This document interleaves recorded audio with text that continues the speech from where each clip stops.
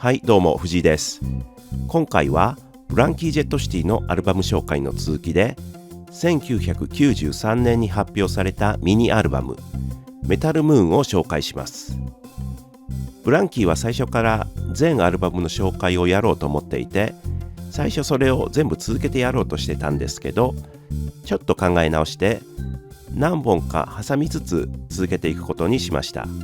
本当に好きなバンドなのでじっくり時間をかけてやっていきたいんですよね。そのあたりご了承ください。年単位で時間かかるかもしれないんですけど、必ず全部のアルバムを紹介しますので、では今回はメタルムーンいきます。ブランキー・ジェット・シティは1993年2月にサードアルバム CB ジムをリリースして、同じ年の12月にこのメタルムーンをリリースしています。プロデュースは引き続き土屋正美さん、レコーディングは東京とロンドンで行われています。1曲目お前が欲しい、4ビートのジャジーな始まりからハードなロックに展開します。2分を超える長いイントロの後ボーカルが入りますが、それが非常に短くも心に突き刺さるような歌詞で歌われます。神様、あなたは純粋な心を持っていますか？この歌い出しは本当に強烈なものがありますね。2曲目スイートミルクシェイク、タムを使ったドラムパターンとベースラインが軽やかなノリのいいロックンロールですが、途中からハードで凶暴な展開になります。タイトル通り可愛らしい曲かと思いきや、不穏な展開になる二面性を持った曲です。3曲目オレンジ、悲しげなアコースティックギターのイントロから淡々としたミドルテンポの曲に展開します。自然の中での描写の多い歌詞は牧歌的にも思えます。トレモロのエフェクトを使ったギターの音が印象的で、じわじわと浸透するようなそのサウンドはサイケデリックな感じもあります。4曲目脱落、非常に重々しいイントロからミドルテンポのロックへと展開しますが、終始不穏な雰囲気の漂う曲です。歌詞はおそらくオーバードーズで亡くなった年下の友人を歌ったもので、悲しみと持っていきようのない気持ちがあふれているようです。数あるブランキーの楽曲の中でもトップクラスのヘビーな内容の曲で、後味の悪さが後を引きます。5曲目綺麗な首飾り、打って変わって軽やかな疾走感のある曲です。タムを多用したドラムパターンとハイポジションを使ったメロディアスなベースラインがイントロから印象的で、全体に明るい雰囲気の曲なのですが、歌詞の中ではこの世界に対する悲しみ、絶望が表されています。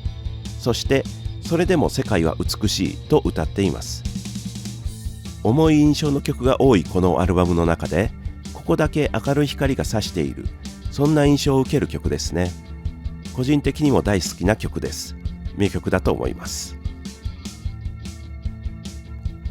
6曲目鉄の月、ラストは実質的アルバムタイトル曲ですね。アコースティックギターに乗せて歌われるのは戦場へ行きたいという若者の心情。彼はためらわずに戦場で銃を撃ちまくると言いますが、綺麗な女性と出会うことで彼の気持ちは大きく揺さぶられるというか、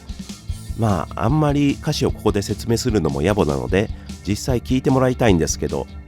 ブランキーはサブスクにないっていうのが痛いところですね。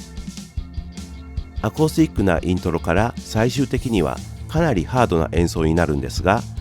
それが彼の絶望的な心情をよく表していて、心に突き刺さるような感じがしてきます。この世界の矛盾をはらんだテーマ性と真に迫る演奏はブランキーの真骨頂だと思います。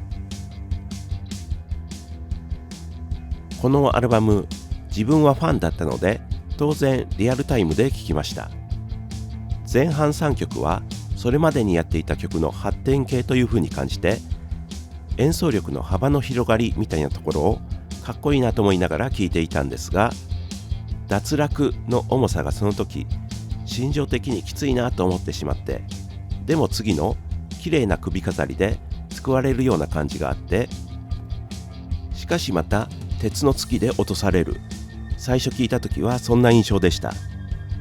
当初ミニアルバムだと思って甘く見ていたら、すごくヤバいやつをぶち込んできたなっていう感じでしたね。悪い人たちに続くシリアスな路線を突き詰めていくのかもとも思い、だとしたら90年代の日本ではありえないような稀有な本当にすごいバンドだなと思うとともに、本当に大丈夫かとも思いました。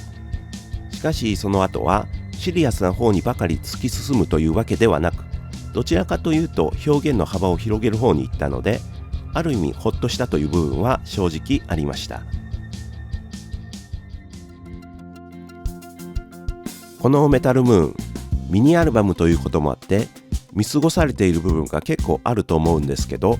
逆にコアなファンの中には最高傑作という人もいます。そこは自分も納得できるところで、特にラスト2曲は聴いていると、ブランキーの最高到達点はここなんじゃないかなとも思えてきます。まあその2曲以外の曲も全部濃い内容ですしね。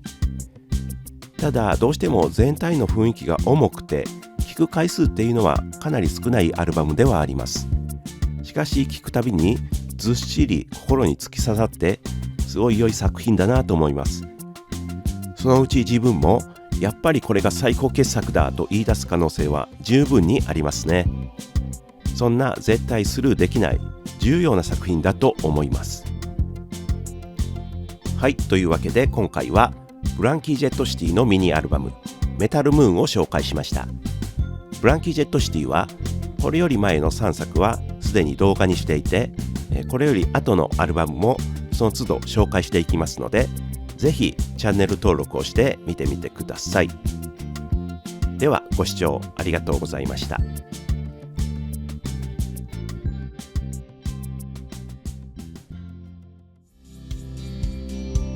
ここでちょっとお知らせです。私藤井が作りましたソロアルバム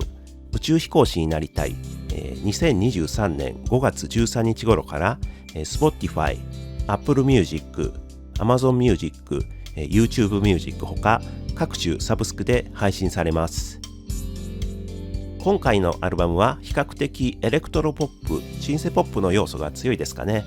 昔作った曲をリメイクしたり、初心に帰って作ったアルバムと言えるかと思っていて、かなりポップな作品になっていると思います。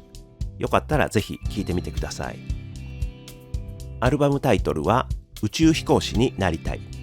アーティスト名はローマ字で誠藤井になっています。よろしくお願いします。